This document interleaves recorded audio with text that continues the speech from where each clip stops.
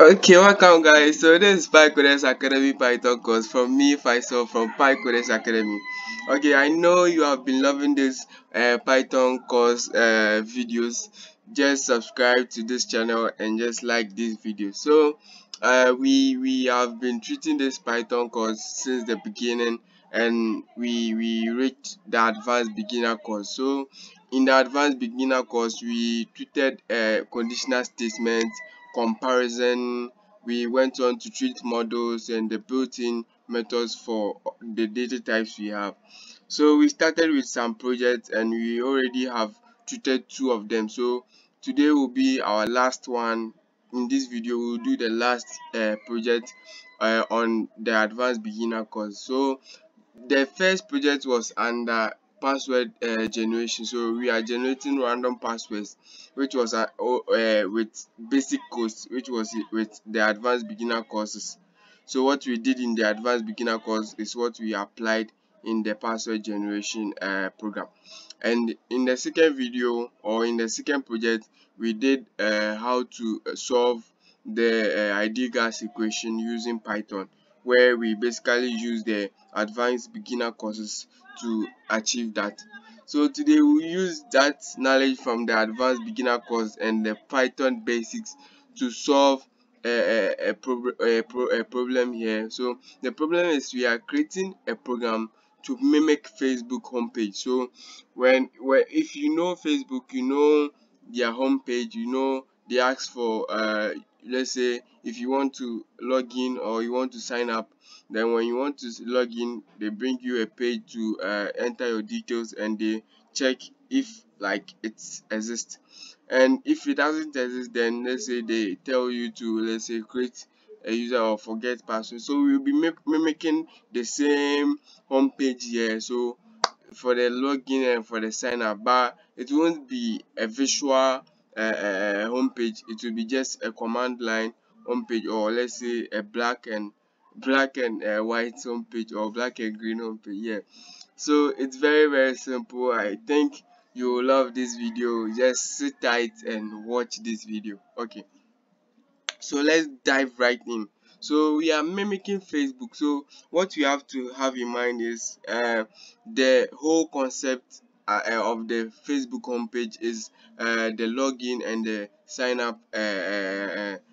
up options. So that's what we will create first. So that's our main startup point. So then we move on to defining what we will see when the user enter the login or the sign up. So without wasting much time, let's move on. Okay, so creating a program to mimic Facebook homepage. So the first one, as I said, we should get two, let's say, sections. So you should have the login section and the sign up section. Okay, so let's create a variable to get what the user want to enter. So let's say select as our variable name, and we say input, and you say enter, let's say, or so let's say the one is for the login and the two is for, let's say, for sign up. Okay, so I will let this be on another line, so like this, then I'll bring a semicolon here. Okay, so you have this. So here we are just asking for input. So we want the user to type 1 or 2 for which, like, for the section the user wants. So let's say the user wants to log in, then you just type 1. If you want to sign up, you just type 2. So simple. Then now we have this, so we know what the user wants to do. Now okay, so in an app, we have the database which contains the let's say the names, the emails, the contact, and so on in that database. So we will create a very simple database to hold those who have already logged in. So to appreciate the login section, then we also move on to the sign up. So we start with the login section. So database, so create a variable called database.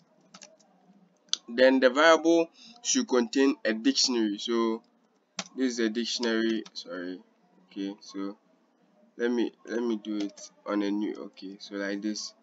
Okay, so when we open Facebook and we want to log in, it asks for a password and the email address or phone. So we will use the email address as a key. So I know you understand. So let's say we have an email called faisal6 @gmail.com. Okay, then our value will be, let's say, the name. So the name, and let's say we'll separate it with something like a bar, and the password will be here. Okay, so this is the password. So the first name and the password, and this is the email. Okay, so we move on to another one. So let's say obed@gmail.com. Okay, then we create a value which you will say, okay, so the name, so Obed, and the password should be something, so let's give it anything, so 222. Okay, so you have this.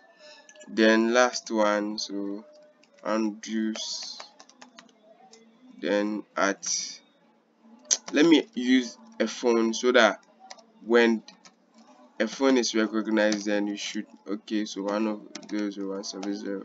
Okay, so like this. Let me add, okay, so plus 233. Okay, this, okay, so this is the key. Then we set a value, so the value should be something like pop. Then you bring, and our password should be 345. Okay, so this is a simple database we have created, where this is not actually the real database. We are just imagining a variable containing a dictionary as the database. So the database consists of a key, which is the email, and the value, which is the name and the password. The same applies to the rest. Okay, so we move on to defining what the user would see when the user logs in.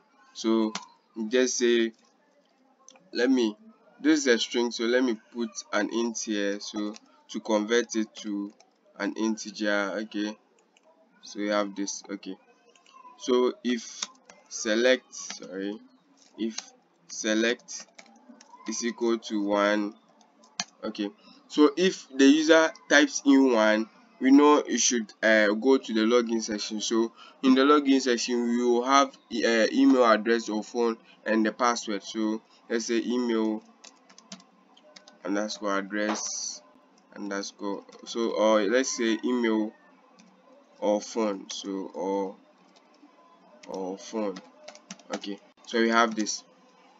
Okay, so these are variable containing what the email the user will type as email or phone. So input, then we will say email /phone. Okay, so we have this. Okay, so this, okay, so this is basically what the user will type. So we have this. Then you go to the password. So password. Okay, so let's say input. Okay, then I will say password. Okay, so simple. Now we have accepted our email and password. Now we have to check in the database if those email or phone or password exist. So if they exist, then we move on to what we want the user to see. So we just come here and check. So if email or phone are variable, so email or phone in, so we are checking if it is in the database variable, in database. Okay, what do we want to do? Then we again check the password. So if password, sorry, if password is equal to, okay, so we are checking if the password is equal to that phone or email the person entered. Okay. So we are checking. So if password is equal to, then we look at here. So let's say we have this as our the email or phone, the user type. So the value will be this, but this is in two, let's say two separate forms. So this is the name, the first name, and this is the password. So we want this, so instead of the whole of this, so we have to split it and get this value. So we just do database, then we put the email. You know how to get values from let's say a dictionary. We did it in the dictionary data type. So this gets the database. So this value, we get this value. So then we split that value by this bar to separate these two. Then we call the second value. So we have splitted this value and we have collected this password. So we just do 1 to get that password. Okay, so simple. Now we know we have checked the password if it is in our database. So the email or phone the person entered, if the password matches the password of that person in the database, then we can say let's say print welcome back. So let me use an f string here. Welcome back. Then I will print the name, so the first name of the user. So then again, we let me define a variable here. So let's say the name should be equal to the database, then okay, then email or phone to get the specific value of the email or phone. Then we split with a bar, then we call the first value, which is the first name. So just call the first value, so 0. Okay, so we have our first name inside the name variable, then we just place it here. So name. Okay, so name like this. Okay, so now we have defined our login section, so we can text it. So let's test it. So the first one will be, so we check the first one, which is the login. So we type 1. Okay, so email or phone, so let me type 5. So what is present in it at gmail.com. Okay, so it's working. Then we type our password. So the password is 123 123. So you can see welcome back Faisal, and Faisal is also in our database. So this is actually a backend, so you won't see this, but it will collect what the let's say what is in the first name container. So when you open your Facebook account, you just see your name pop up, but though you typed your email or your password, but you see your name. So this is a very simple way to mimic Facebook homepage. So this is the login section we will do. So this is so simple. Then we move on to the sign up section. Okay, or we can define an else here. So let's say if else, okay, you can say that print password is wrong. So password is wrong. So simple. Then you can again call this again. We can use loops to rerun the code again and again when the user enters a wrong input, but we haven't treated loops yet, so we will go on with what we know. So we will let the user type again, then we just use this. Okay, so we just checked again, we will just check again, Control C here, so Control V here. then we'll call this here. Okay, so this is actually a bug here, but when we use loops we can fix all these bugs, but this is a simple way, so we won't fix any bug. We just repeat it twice if the user enters a wrong input. So okay, so let me enter a wrong input and see what we should get. So let me rerun this code.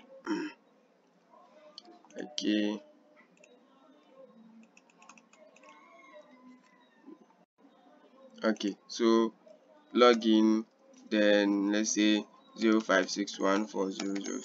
So yeah, I'm typing a number. Okay, so I should get a wrong. Okay, so you see it has cut because I don't have 056 here, so it should be +23. So let me rerun this code. Okay, so 1 then +2335614000170. Okay, so I have this. Okay, so the password is let me see, 345. Okay, so welcome back, Bob. So it's so simple. We have achieved a very login section. We have just created a login section, which is very nice. Okay. So we move on to the second section, which is elif. So let me bring a space here. Okay, so elif select, elif select is equal to 2. We should let's say, so if it's equal to 2, we have to now accept the first name, the birthday, the password, and confirm password. Okay, so we just do first name is equal to input, then I'll say first name. Okay, first name. Okay, now go to the second one. Let's say date of birth. Okay, date of birth. Okay, then I will say input. I will say date of birth. Okay, then I'll give an example here. So 1 2 then 10, then I'll say 19. Okay, leave a colon. Okay, so you have this. Then I'll say password. Okay, and I'll say input, say password. Okay, then we move on to the confirm password. Okay, so confirm password. Okay, then I'll say input, then I'll say confirm password. Okay, so we have this. So we have first name, date of birth, password, and confirm password. So first, before we move on, we have to check if the password and confirm password is equal. So we just do if password is not equal to confirm password. What should we do? We just print this again. So Control C to accept the input again, or else okay, so we have this, else we have to save it in our database here, what we have here in our database. So we just do database, then if store, let's say we are accept. Okay, I didn't ask for the email, so email or phone. So okay, so email,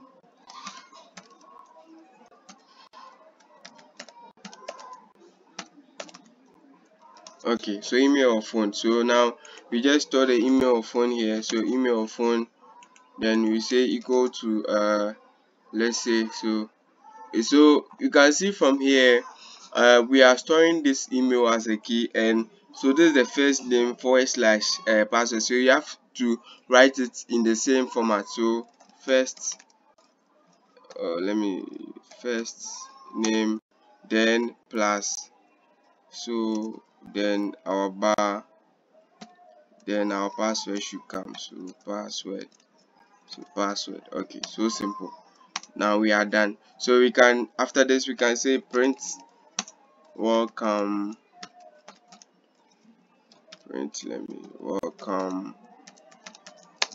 welcome, then let me use an f string. So welcome, then the first name will come, first,